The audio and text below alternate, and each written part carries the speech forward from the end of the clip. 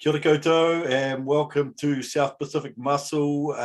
We're joined today by one of our bikini pros, Mariska Roetz. So welcome on board, Mariska. How are you? I'm really good, thanks yourself. Yeah, awesome. Hey, really good to have you. Mariska and I, Mike, were having a talk. We thought it'd be great to start the show off with the national anthem. I'm fucking tone deaf as shit. Mariska's from South Africa, so Mike, you're gonna have to sing. Singing it? You're singing it, buddy. Have you heard me sing? No, let's cut that. Let's not go there. We can overdub me later. Yeah. Hey, how you been anyway, Mike? Me? Yeah. I'm living a dream, mate, down here. Yeah. Lockdown's great for me. I've got the cardio in the garage. I've got exercises and weights. It's just eating my food, doing my training. If I didn't have to look after my 3 kids, it might be bliss, But I taught them to play Monopoly, so I got some posing practice in today. Mike, you can't pull out the kids, bro. There's only one person that was responsible for that, and that sure as shit was. You look in the mirror, brother. So no, it sounds really good.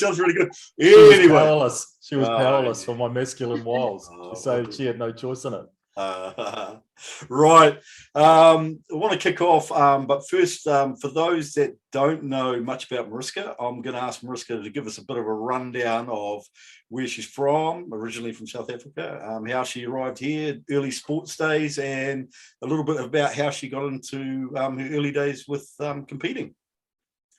Awesome. Okay, so yeah, I'm originally from South Africa, and I moved to New Zealand about 5 years ago. And honestly, my bodybuilding only started in New Zealand, about 8 months since I arrived in New Zealand. But it started off with my husband. He wanted to do bodybuilding. He wanted to be one of those big guys. And I was very supportive, but honestly, definitely not into it. It wasn't me.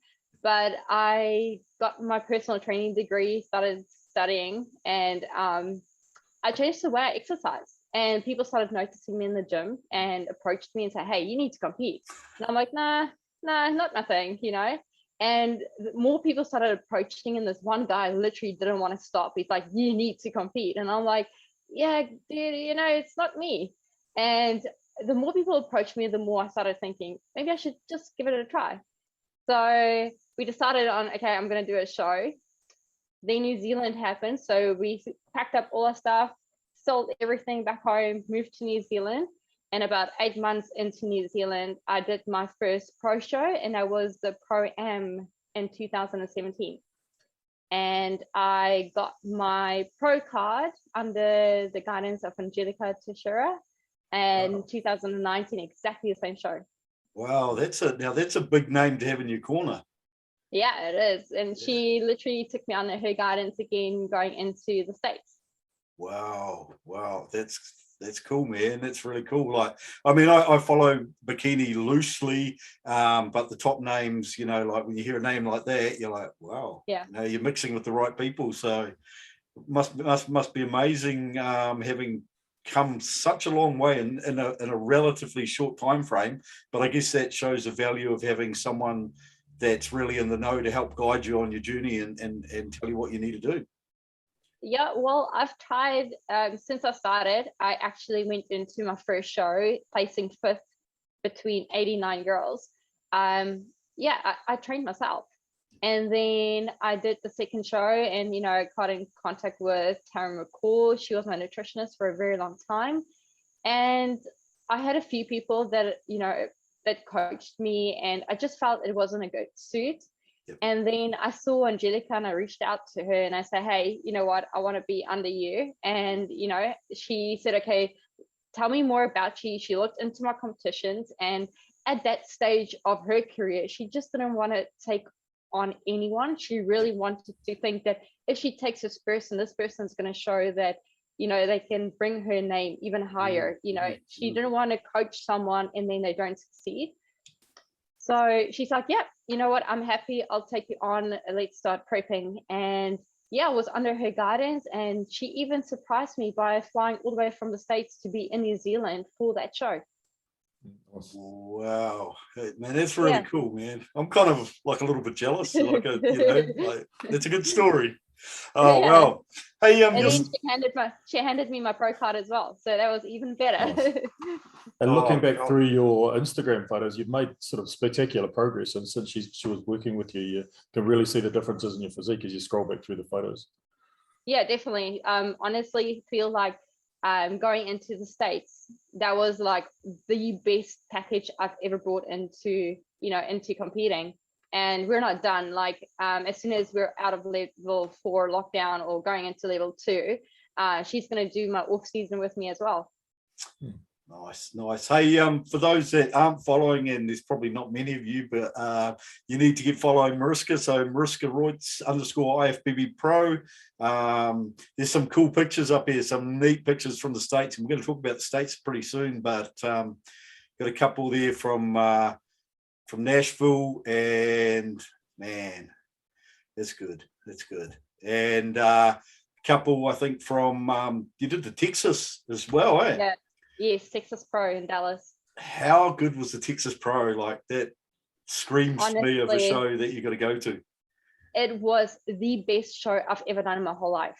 Yeah. And I've done a couple now, and like even Ashley was there, Ashley Coltswater, and it was the best show. Like no show can top this one. It's going to be pretty hard to beat. Wow. Yeah, I mean, Dallas is a show, that the Texas Pro is one that people do talk very, very highly of. Particularly, from a men's bodybuilding perspective, I've always had a real interest in it, because it's got a reputation for, a bit like New York, they're like the big guys. But it's certainly an all round, it's a massive show. So how many bikini pros were on stage at that at Texas and the following show? Yeah. In Dallas, there was 28 girls, and in Nashville, there was 36. Ooh, that's big classes. Yeah. And it was big names as well. Yeah. Who's some of the names, just while we're name dropping? Who was on stage in those shows? So one of the most popular girls, I would say, was Ashley, being at the Dallas, and then Jennifer Dory and Brina Martinez was at the Nashville show. Wow. That's like some of the biggest names out there. And how was it standing next to those people? Because I can imagine, for you, it wasn't that long ago that you were looking up to those people as idols, and the way we look at the pro bodybuilders, but then to stand amongst them and realize, well, I'm actually in the mix here. How did that feel? Yeah. Pretty awesome. Like, it felt like I actually felt at home. Like, it wasn't overwhelming, and it wasn't like, oh my gosh, I'm standing next to me. You're not freaking out and like, oh, what the hell am I doing? And like, I don't belong here. It actually felt like I belong. And with a little bit of work, a little bit of feedback that I wanted, I can come back even stronger and really crush it between these girls. So yeah, it was amazing. Like, it was a wonderful experience. Yeah. So for most of us who never do a pro show or travel overseas to compete, what's it like from sort of woe to go, as far as you sign up to do the show, who books the flights, accommodation? Do you sort all it yourself? Are you sort of looked after when you're there? Did you have to sort out your quarantine before you left? All the mechanics of kind of getting to and doing one of those shows. What's that like? Oh man. So let's start at the beginning. So I was meant to do the Australian show, and everything was going as planned. Angelica and I had this whole peak week planned out, and Saturday night she's like, you know what, have a cheat meal, send me photos and we'll see how it goes. And just to be announced on that Saturday night that from Sunday we're in the in the 7-day lockdown in Auckland, and I couldn't fly out to Australia at all to do my show. I was like 7 days out of my show. So that's where it all started. And sure, there's a few people who can sympathize about that with the announcements that our show's being cancelled. Damn, it was really tough. Like, even I was crying just watching the Australian girls, slaying it on the stage. It was really bad, but I was so, I was proud that they really got the opportunity to do that. But then Angelica's like, okay, you know what, you need to come to the States. And I'm like, okay, let's do it. I haven't done it before. You know, that is the stepping ground for all pro athletes. You know, you need to make a name for yourself in the States to actually be seen, to be known, and to put your name out there. So I'm like, okay, let's do this. So we looked in April, and there was no back-to-back shows in April. We went into May and we decided to do the New York Pro and another show that was just after that. And for 2 weeks straight, I struggled to get quarantine because the quarantine was fully booked. So I had to wait for someone to cancel so I can grab their spot. But there's 1,000 other people looking at exactly the same date. Oh, wow. So it was 2 weeks of a nightmare. Like if I go to bed, I'm like, oh man, should I stay a little bit, like 5 minutes longer just to see if there's maybe a spot available? Did I make a mistake? Did I go to bed too early? You know, you kind of question yourself the whole time. And after 2 weeks, I approached Angelica. I'm like, I'm not sleeping. I'm stressed out. Like, I'm really freaking out. Let's not do this. You know, what do we do? And she's like, okay, I wanted to contact you because I am hosting the Texas Pro show in Dallas and I want you to do it. So I'm like, okay, that sounds good. And she's like, yeah, it's going to be a way off because we're only in April and now we need to stretch it all the way till June before we start prepping. So, you know, we're going to dial it back and then just to start prepping again. So I'm like, okay, you know what you're doing, let's do this. And so it was quite easy because I was waiting for the quarantine dates to become available. So as soon as it came available, I booked my spot right away. After booking the spot, you have like 72 hours to book your flight. So I did that immediately just so I can get the flights out of the way. And with that, you start, you know, booking your hotel, start booking your hair and makeup. And, you know, I just did everything like in a 2 week basis, just not to stress myself out, but no, I have a box that I'm ticking off. But Katja Nasoro in New Zealand was really helpful. She told me what to do, what airlines to book through if you do national shows, because she's from New Zealand, so she knows. And but going over, I had no support from anyone. I had to do everything myself over there. You know, I literally had to sort out myself my own accommodation, my own transport, my own food. I bought myself this little frying pan, electric frying pan that I can make all my food in. And I think the hardest thing in Dallas, because everything is so spread out, is to get a place where everything is like together. But it ended up that I had to Uber this way and then Uber that way just to try and get everything together. Wow. So yeah, it was quite a mission. Sound like a bit of an adventure. It was. Yeah. It was. Yeah. Never a dull moment. Cool. You And really want it. yeah, how was the lead up in the couple of days going before the first show? How were you kind of feeling, you know, going into it? Were you nervous? Were you excited? Just busy doing what you had to do? Or how did those days play out? It was kind of interesting. So I actually went to visit a old family friend for 3 days leading into the show. So I arrived on a Sunday and he came to pick me up, and I stayed with him till the Thursday before he dropped me off in Dallas in the morning. And he doesn't understand anything about bodybuilding or why I need to eat this certain food or why it can't be made with butter or oil. So it was really interesting. But I kind of winged that 3 days. Like all I knew is I had to get my meals in, and I made sure I got my meals in. Everything was prepped, everything was cooked. And if I run out, I'm like, Uncle, I need to go to the shops again. And he's like, why? And I'm like, because I need this. And he's like, I don't understand why you keep changing your program. So, and then like, he's like, okay, we're going to take you early in the morning so you can do your exercise and we can plan our day. And it never ended up that way. So I ended up being at the gym every day at 5 o'clock in the afternoon. It must be quite unusual for someone that doesn't live the bodybuilding lifestyle to suddenly get exposed to someone that's operating at professional bodybuilding level, and all the things that we just take for granted, you know, that we eat every 2 hours, we've got to shop every day, we're cooking half the day, you know, we sleep when we sleep, and we train when we train. And to someone on the outside, they must just go, these guys are borderline crazy, you know? Yeah, he couldn't understand it. He's like, honestly, I tried to explain a few times, but he's like, you guys are crazy. Like, that's insane. Why are you doing that? Yeah, man. I wonder. Hey, Mike, I know you had a couple of questions that you wanted to ask Mariska.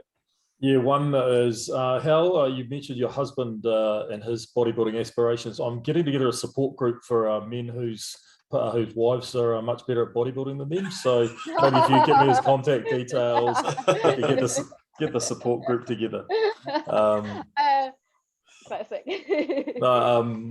I'm interested in what you're doing as far as training now. We interviewed Katia, and she was doing all sorts of sort of hotel room workouts. She was even posting a few of those on Instagram. So we've heard a lot of talk recently about how hard the bikini girls train, and I know Nathan gets put to work by one of them on legs every week. Right. So what are you doing to kind of maintain and sort of work yourself at the moment?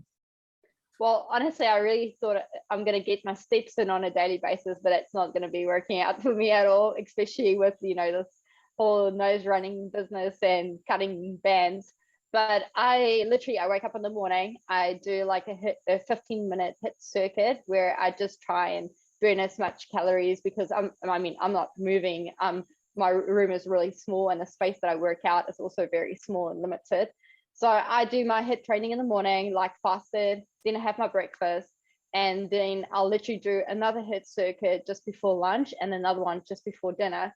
And in between, like every second day or every other day, I'll just do some glute exercises. Like I have my pump up bands, I have my glute bands. So I just do like a mini circuit, but unfortunately I don't have any weights or anything, you know, to really push through it. But I just try and activate it and keep that activation going. And to be fair, you've been going pretty hard since what, April, February? Your body could probably do with a bit of a rest. Since January. Yeah. We haven't had a rest since January. So it's been, since January, I've exercised 6 days a week, and leading into the show about 12 weeks out, we went into 7 days a week.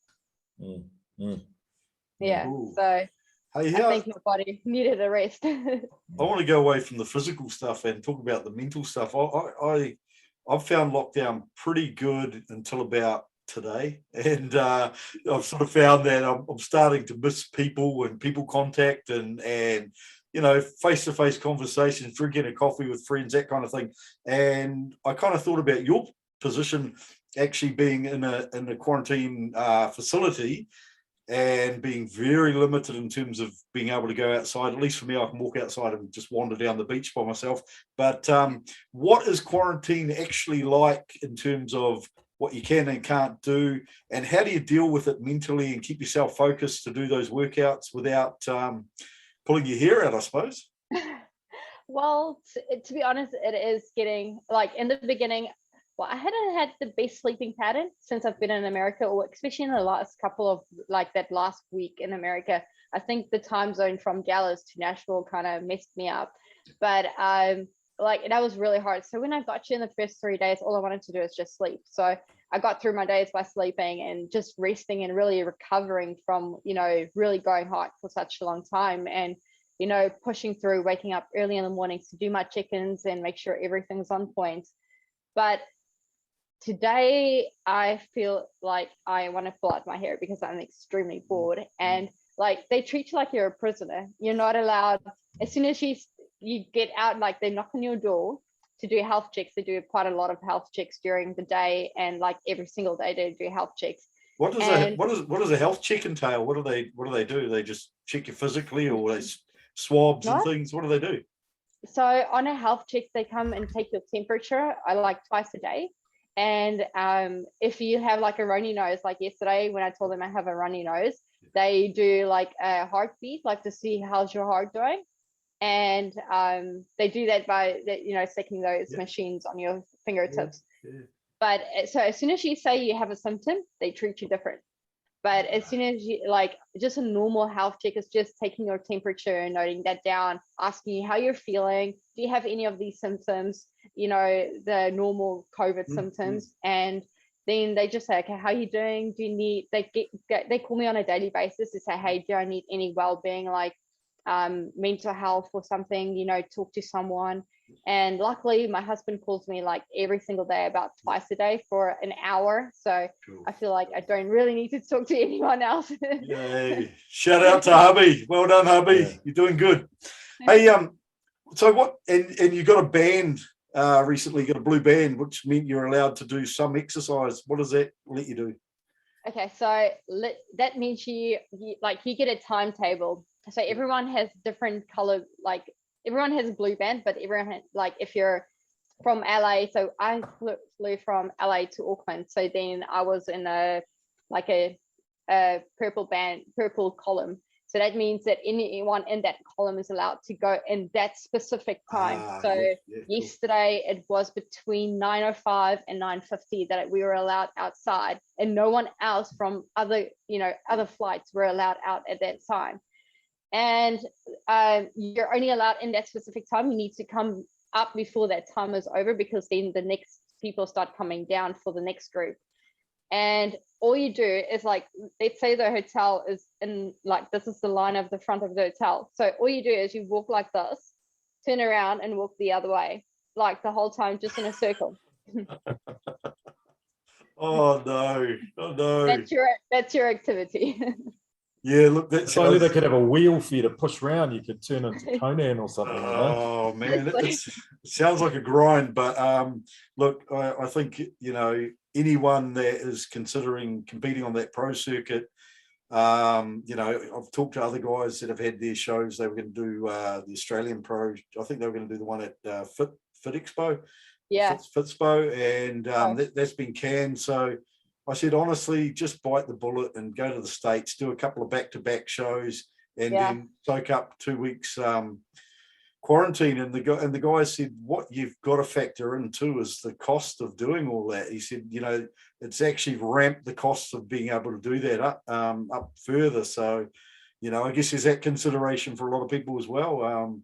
But honestly, it's not just that. It's the fact that, you know, if you're heading to the States, your flight alone has doubled the price already. Yeah. So it's more expensive flying there and back. Then you have your hotel quarantine. Yeah. You need to take in consideration when you come into this hotel quarantine. Like, they've been really accommodating over here, especially with my meals.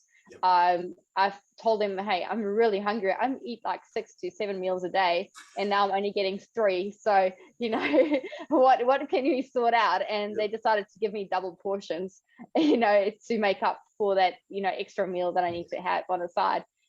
But yeah, so I mean, like, they need to take that in consideration, because most hotels won't allow that. Yeah. And they need to take in consideration when you're traveling, you need to make all your food, get all your food ready when you travel back. What food is not allowed, make sure you declare it if you bring anything in.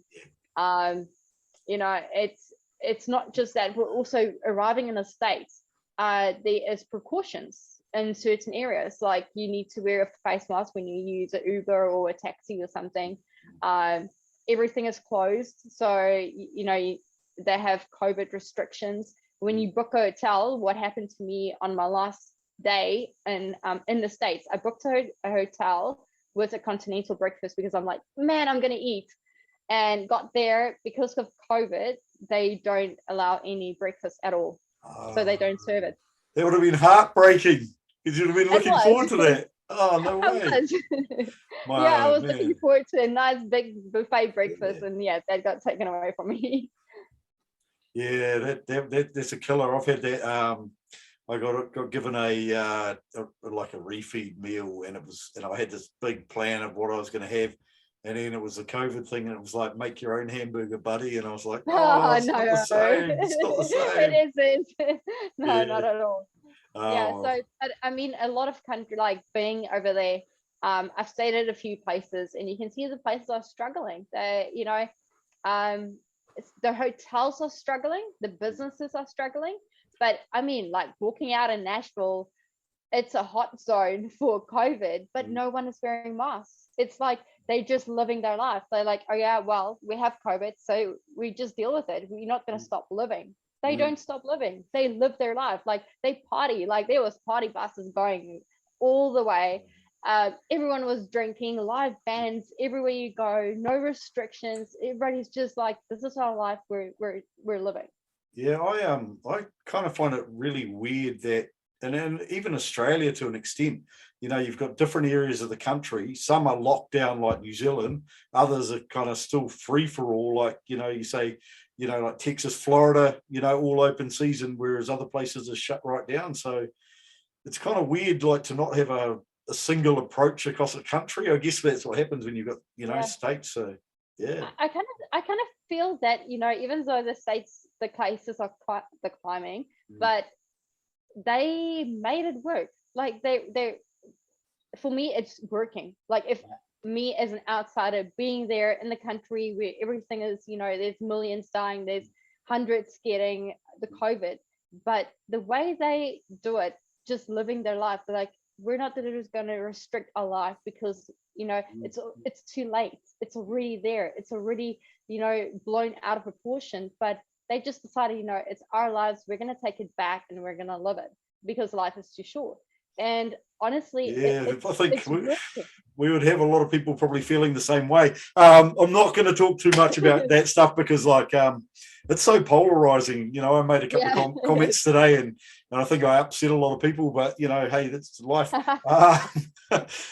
Right. Hey, one of the guys that follows us, young guy Damien, he wanted to know the question. He had a question for you. He wanted to know whether your training approach was more about volume or more about intensity. How do you structure your training? I would say in the beginning it was more about volume. It was really pushing through. When it came to after the Australian, we decided to hit a stronger approach, so it was more intensity. I mean, like I was doing 70 minutes cardio. Out of that 70 minutes cardio, I had 15 minutes HIIT intensity, like a HIIT training session. Where I had to do 30-second sprints on and 30 seconds off all the time for the whole 50 minutes. And then after that, like 20-minute incline walking, but it's like every other day. Yep. So the intensity was really there, struggling through, pushing through. And we actually went quite hard at it all the way through till Texas Pro. Yep. But when we came after Texas Pro, after getting the feedback that, my upper body was really hard, we need to get a fuller volume into my body, we completely slowed it down and we went lighter. We went with a softer approach where I didn't do HIIT training. I only did 30 minutes cardio a day, instead of doing 70 minutes. Like I did 70 minutes all the way through up until the Wednesday before my Texas Pro show. Killer. Hey, on that, one of the questions I got asked was, people that had messaged me had looked at your photos and said, looks amazing, but what feedback do the judges give? What do the judges see that probably most people would look at your photos and go, that's just perfect? And the judges look at it through a different lens and they've got a set criteria, etc. What was the feedback that you were given on things that you should be looking at moving forward?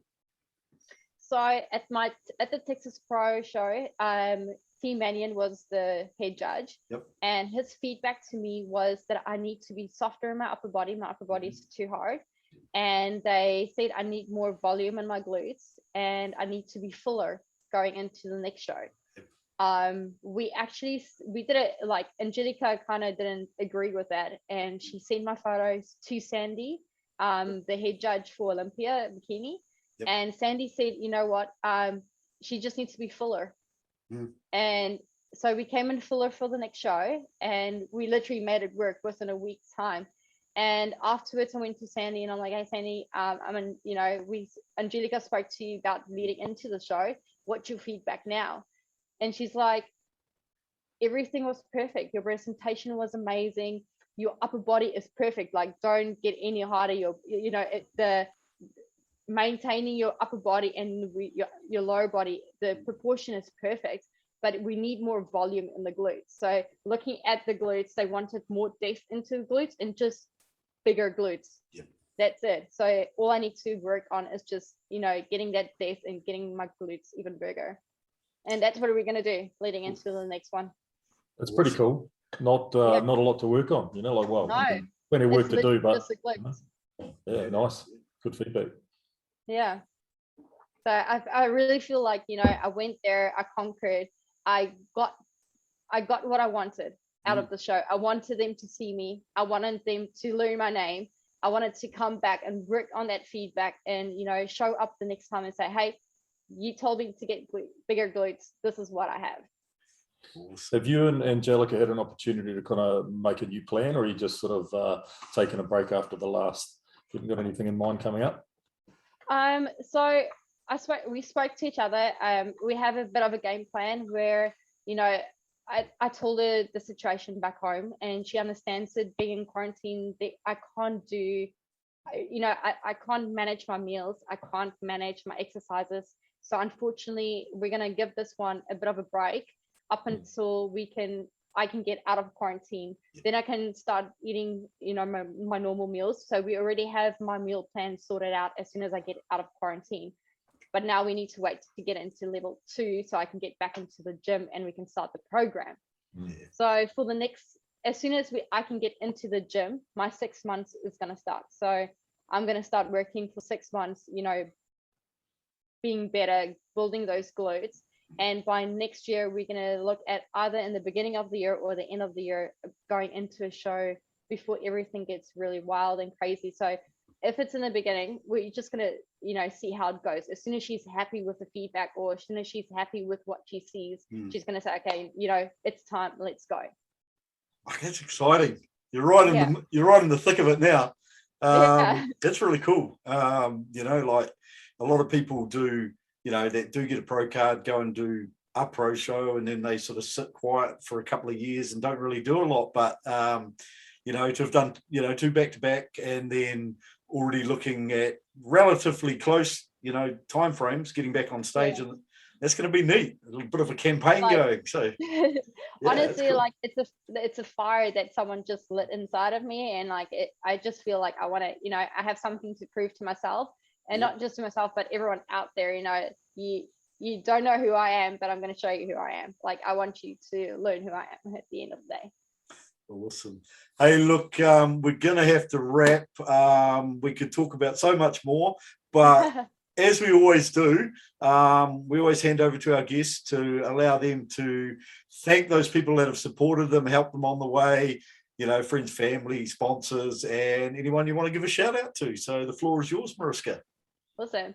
So the first thing I really want to do is I want to give a big shout out to Superior Hair Extensions. They did my hair extensions, and honestly, looking for someone to sponsor me or someone to help me out in this time period. They were the only company in New Zealand that was willing to help me. So big shout out to Superior Hair Extensions. They sponsored me 2 hair sets going to the States. Hey, Mariska, yeah. Can they help me? Oh, well, they have wigs. I'll take a wig. Yeah, so honestly, like, big shout out to them. And then whereabouts are they based? They're in Auckland, in cool, the city. Guys. Look, hey, ladies, if you need your hair done, hair extensions, go check them out, man. Support those people that support our athletes.